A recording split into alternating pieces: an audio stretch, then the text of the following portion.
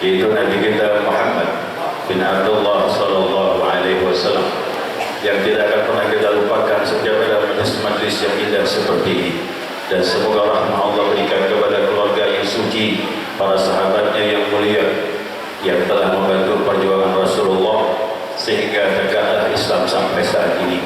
Dan kita bersyukur kepada Allah, kita termasuk salah satu dari umatnya Nabi kita Muhammad sallallahu alaihi wasallam. Mudah-mudahan kita mendapatkan syafaat beliau kelak di yaumil qiyamah.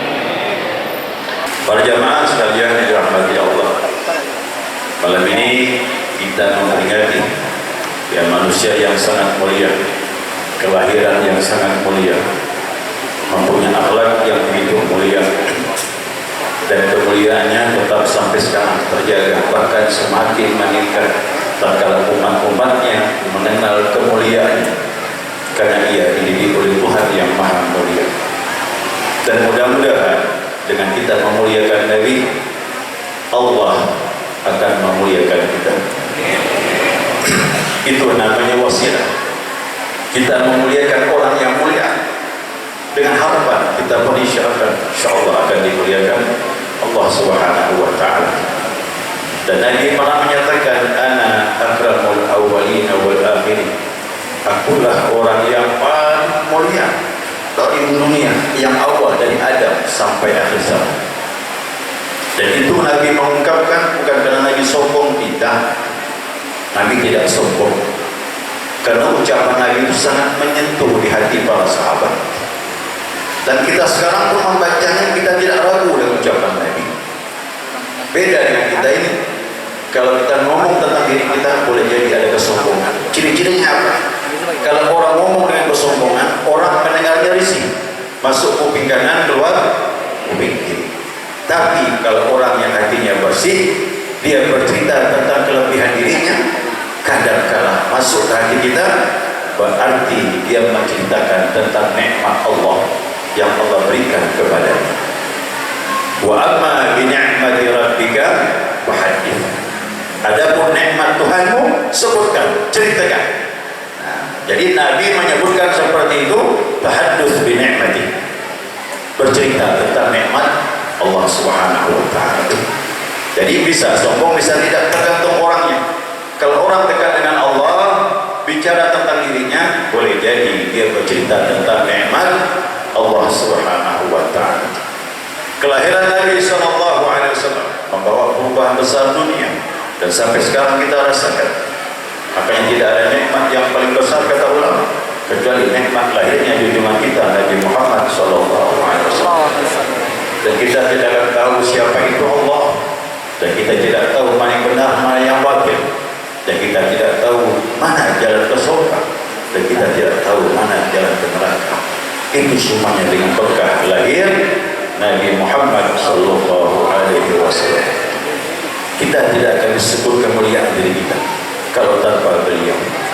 Maka rasa terima kasih syukur kepada Allah yang tak terhingga.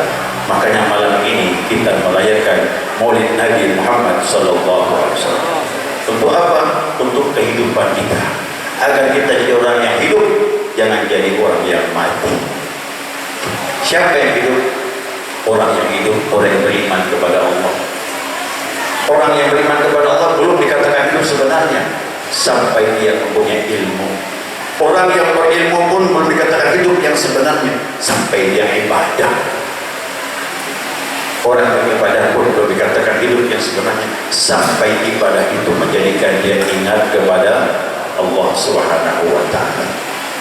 Maka dari itu ada sebuah firman Allah, surah Al-Anfal ayat 24. Allah Subhanahu wa taala berfirman, ya ayyuhalladzina amanu istajibu lillahi wa lirrasuli idza da'akum lima yuhyikum wa'lamu anna Allaha yahulu bainal mar'i wa qalbihi wa'lamu annahu ilaihi tuhsyarun wattaqu fitnatan la tusibanna alladzi zalamu minkum khassah wa'lamu anna Allaha syadidul iqab. Sadaqallahul azim. Apa kata Allah? Hai orang-orang yang beriman, sambutlah panggilan Allah dan Rasulnya apabila ia memanggilmu.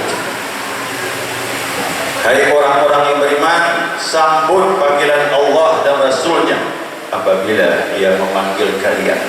Untuk apa? Lima yuhyikum, untuk kehidupan kalian, agar kalian menjadi orang-orang yang hidup. Apa yang dipanggil Allah kepada kita dan Rasulnya tiada lain agar kita menjadi orang yang hidup. Orang yang tak beriman mati, yang beriman tidak ibadah juga mati, yang beribadah tanpa ilmu juga dia mati. Maka sempurnanya kalau kita memahami ajaran Allah dan ajaran Rasulullah SAW. Seorang sahabat bernama Abu Sa'id bin Al-Mu'alla radhiyallahu anhu, dia menyatakan, ini hadis dikeluarkan Imam Bukhari, tatkala aku sedang salat, Nabi tak melihat keadaanku sedang salat di masjid. Nabi memanggilku dan aku tidak mengindahkan karena aku sedang salat. Aku menyelesaikan salat dan aku tidak mendatangi panggilan Nabi. Nabi tidak berulang-ulang dalam memanggil. Setelah aku salat, kata Abu Sa'id, aku pergi mendatangi Nabi SAW. Ada apa ya Rasulullah? Kenapa kau tidak menyambut panggilanku? Aku sedang salat ya Rasulullah. Pernahkah kau mendengar firman Allah? Ya ayyuhalladzina amanu istajibu lillahi wa lirasuli idza da'akum. Hai orang yang beriman, kata Allah, sambutlah panggilan Allah dan Rasulnya apabila ia memanggilmu. Baru Abu Sa'id menyadari. Maka ulama berkata, kalau lagi salah sunnah wajib batalkan. Kalau Nabi memanggil, dulu waktu sahabat bersama Rasulullah SAW. Imam Syuuti juga menyatakan boleh membatalkan dan boleh menjawab panggilan Nabi, salat tak batal. Betapa tingginya panggilan Rasulullah SAW. Ya Abu Sa'id, ingat, aku akan memberi kepadamu sesuatu sebelum kita keluar dari masjid. Nah, lalu Abu Sa'id menunggu. Selesai urusan Nabi di masjid, Nabi keluar. Lupa. Abu Sa'id mengejar, ya Rasulullah, tadi kau janji dengan aku akan memberi sesuatu. Ya kata Nabi, ingat, ada surah yang paling agung.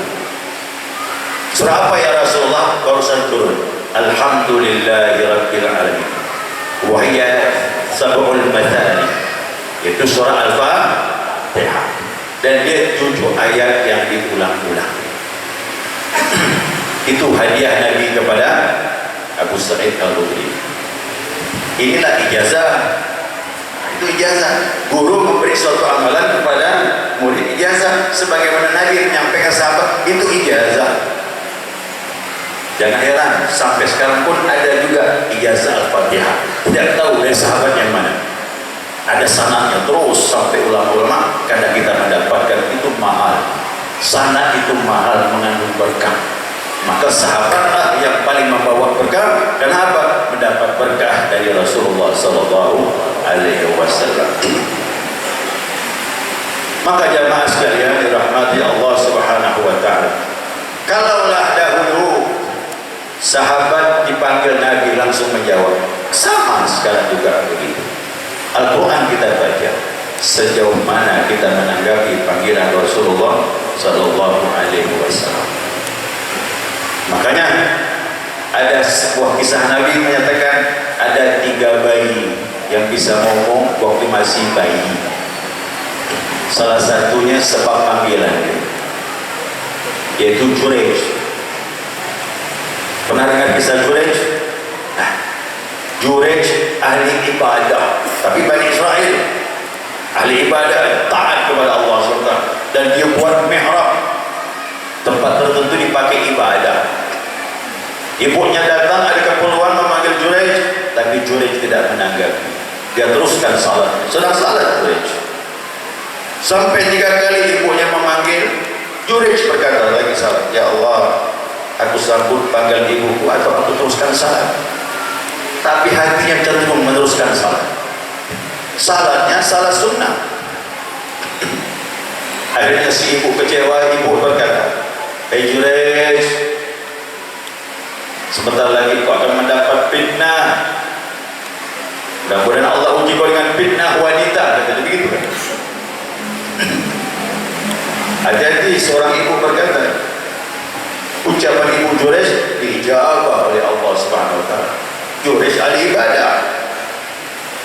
Ternyata ucapan ibunya disambut oleh Allah. Jurej lagi ibadah di mihrabnya, datang perempuan nakal, pelacur, kontan cash dibayar Allah. Langsung Jurej mendapat ujian. Itu perempuan mendatangi Jurej, merayu-rayu, menunjukkan auratnya, tapi Jurej masya Allah tak tergoyahkan. Lain orang sekarang ya, cepat lupa. Itu hebatnya itu. Jadi takwa itu begitu, lagi sendirian sejauh mana takwa kita kepada Allah. Kalau ramai begini insya Allah gampang takwa itu. Lagi ramai khusyuk, tapi kadang waktu sendiri kita diuji oleh Allah. Jurej termasuk tangguh iman, hebat Jurej. Akhirnya si perempuan merayu-rayu tidak ditanggapi sama Jurej. Kecewa perempuan tersebut, lalu dia pergi. Ketemu pengembala kambing. Pengembala kambing dirayunya. Iman pengembala kambing tak sama dengan Jurej. Dia pun tergoda dan terjadilah maaf persetubuhan. Dari hubungan itu hamillah pelacur itu. Lalu orang-orang bertanya, siapa bapak bayi itu? Wanita itu berkata, Jurej. Jurej yang telah menghamili aku ini. Wah, fitnah pun datang. Orang mendatangi Jurej. Apa masyarakat berkata? Tak disangka Jurej ahli ibadah, ternyata penzina rupanya. Mihrab Jurej itu dirobohkan sama orang, dihancurkan. Jurej diam saja. Masih kau tidak mengaku? Bukan aku yang melakukannya, kata Jurej. Kau tak bisa menghindari. Ini perempuan ngomong seperti itu.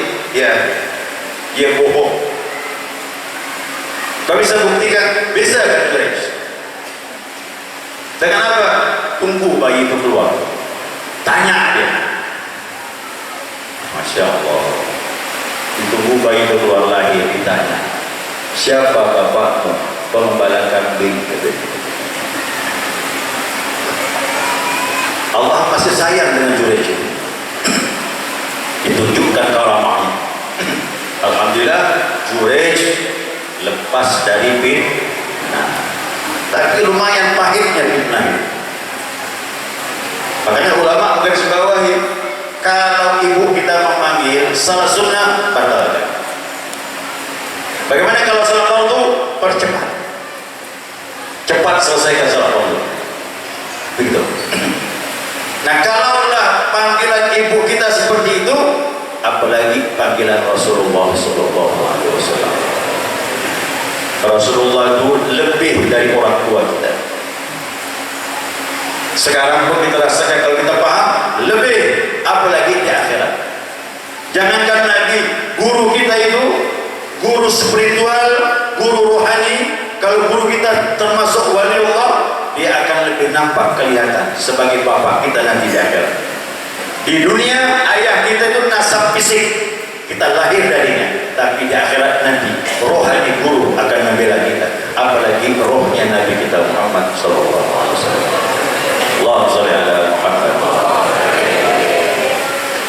Maka dari itu jemaah sekalian, nah, sekarang kita melihat bagaimana perubahan yang luar biasa panggilan Nabi kepada para sahabat.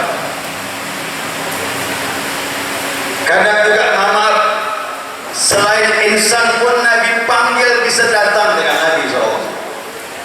Taat yang makhluk, bukan hanya sahabat, makhluk pun taat dengan Nabi SAW. Ini saya kisahkan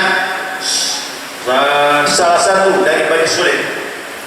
Disebut Al-Arabi, orang-orang Arab, orang Arab apa namanya, pegunungan, orang pedalaman, Badui. Pekerjaannya biasa menangkap yang namanya dhab. Dhab itu hewan seperti biawak, bukan biawak ya, hewan seperti biawak. Saya buka-buka memang lain biawak dengan dhab itu. Karena dhab boleh dimakan, biawak tak boleh. Ternyata biawak itu bahasa Arabnya waral, bukan dhab dia. Saya juga kadang keliru juga, lain rupanya. Karena ciri-cirinya berbeda. Kalau dhab tidak mau kena air, tapi kalau biawak bisa dalam air, bisa di makanannya apa? Kalau biawak bangkai pun dimakan, tikus pun dimakan. Ternyata dhab itu makan rumput-rumput, daun-daun. Maka dia termasuk hewan yang bersih makanannya. Pernah lihat marmut? Marmut makan apa? Rumput. Tikus makannya bangkai, kotor-kotoran pun dimakan. Mirip kan? Sama marmut dengan tikus, beda makanan. Marmut boleh dimakan, silakan mau makan marmut. Pernah makan marmut? Kelinci sama, marmut kelinci sama. Kenapa kita tak mau makan? Naluri kita tak mau terima. Makanya waktu dhab itu Khalid bin Walid menghidangkan makanan, duduklah Nabi SAW. Begitu Nabi memegang makanan itu dibakar, kan nyaman tu. Barang dibakar tu nak diangkat gitu, diberi tahu, ya Rasulullah, itu dhab. Diletakkan aja. Apakah ini haram ya Rasulullah? Tidak, kata Nabi. Cuman kaumku tidak memakan ini, dan aku pun tidak memakannya. Kenapa? Naluri tak terima. Orang punya nak bilang geli, tapi bukan haram, bukan haram ya. Inilah batin dhab ini memang dicari sama orang-orang Arab Badui, ya, itu santapan dimakan. Nah, orang Arab Badui ini dia sangat membenci Nabi SAW. Waktu dia kembali dari berburu dhab ini, berjalan, ya. Jadi dhab ini dimasukkannya ke dalam lengan nih. Di sini masuk. Karena lengan bajunya besar, dimasukkannya di bagian ujung gini. Bergerak-gerak. Berjalanlah dia, berjalan dengan temannya. Kembali senang hati, dapat buruan. Begitu lewat, ada rombongan ramai. Dia tanya, siapa itu? Itulah Muhammad bersama sahabatnya. Naik emosi, masuk di mendekati. Dia mendekati Rasulullah SAW. Dia terobosi keramaian orang sampai dekat Nabi. Dia bilang, hei Muhammad, kau orang yang paling aku benci. Sekarang pun aku ingin membunuhmu. Kalaulah aku tidak ditunggu kaumku, aku bunuh kau sekarang. Kata Nabi melihat Umar berdiri. Umar jawab pedang. Ya Sultan, serahkan aku, dia aku penggal dia. Umar begitu dia tak, sahabat tak terima Nabi kalau seperti itu. Sama sekarang juga begitu. Kalau Nabi lecehkan, hati kita tersinggung. Tersinggung kena? Tersinggung. Sekarang Nabi lecehkan itu iman. Siapa yang tak tersinggung, dia imannya bermasalah. Ya, sahabat gitu mau jawab pedangnya. Nabi dihina di depan orang. Nabi berbisik sama Umar, ingat, sifat halim, sifat sabar itu hampir-hampir mendekati derajat Nabi. Nah, Umar kena tegur Rasulullah, suruh sabar. Karena sifat sabar itu memang tinggi derajat. Umar pun diam. Kata Nabi, kau hormatilah aku sebagaimana kau hormati orang lain, samakan saja. Kata Nabi, ini juga sahabat-sahabat. Tidak, aku tak akan ikut kepada kau. Apapun yang kau dakwakan, aku tidak beriman dengan kau dan tidak beriman dengan Tuhan. Kecuali kata dia, itu biawak dalam tangan itu dikeluarkan, merayap keluar. kecuali biawak ini kalau beriman dengan kau baru aku ikut beriman dengan kau. Nah, begitu kan. Dia punya pikiran apa? Takkan mungkinlah biawak beriman dengan Rasulullah. Sebagaimana itulah tak bakal mungkin aku pun beriman dengannya. Itu maksudnya itu. Tapi di luar dugaan. Di luar dugaan. Nabi panggil, ya Allah, kata Nabi, berhenti. Berbalik pandang Nabi. Apa dijawabnya? Jawab pakai bahasa Arab fasih lagi. Itu disaksikan sahabat itu. Ini disebutkan dalam kitab Dalailun Nubuwah karangan Imam Baihaqi, ulama hadis dalam mazhab Syafi'i. Imam Tabarani juga menyebutkan hadis itu. Dipanggil, ya Allah, kata Nabi, berhenti, pandang Nabi, berbalik. Apa dia jawab? Labbaik wa sa'daik ya Rasulullah Rabbil Alamin. Aku sambut panggilanmu, aku senang, wahai utusan Tuhan semesta alam. Dan dapat dia jawabannya. Ternyata hewan ini mengakui kerasulan. Termenung dia melihat. Nabi lanjut lagi. Nabi bilang, man ta'bud, siapa yang kau sembah? Jawab pakai bahasa Arab. Dia bilang, alladhi fis samai arshuhu, aku menyembah yang arasnya di langit, wa fil ardi sultanuh, di bumi kekuasaannya. Terbilang begitu. Wa fil bahri sabiluh, dan lautan jalannya. Wa fil jannati rahmatuh, surga rahmatnya. Wan nar, wa fil nari adabuh, dan neraka tempat adabnya. Oh, lengkap dijawabnya. Kalau kita ditanya, paling jawab, siapa yang kau sembah? Allah, selesai. Tapi itu hewan panjang lebar jawab. Luar biasa dari jawab. Lalu yang kedua, Nabi tanya, wa man ana, aku ni siapa? Aku ni siapa? Dia jawab, Zabul menjawab, anta Rasulullah, anta Rasul Rabbil Alamin, kau utusan Tuhan semesta. Qad aflaha man saddaqat wa qad khaba man kadzabat. Ditambah lagi sebentar, beruntunglah orang yang membenarkan engkau, kerasulanmu, dan merugilah orang yang mendustakannya. Tak mampu lagi dah orang Arab Badui itu, yang punya dam itu tak mampu lagi, langsung di hadapan Nabi SAW. Asyhadu an la ilaha illallah wa annaka Rasulullah haqqan, kata dia.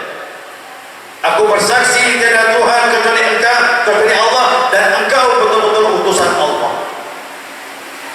Berubah langsung Bapak Ibu.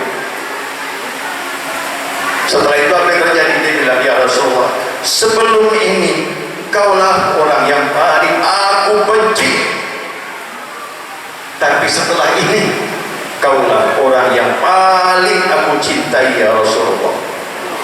Langsung dapat derajat mahabbah, cinta dengan Nabi melebihi dari yang lain. Itu bukan mustahil.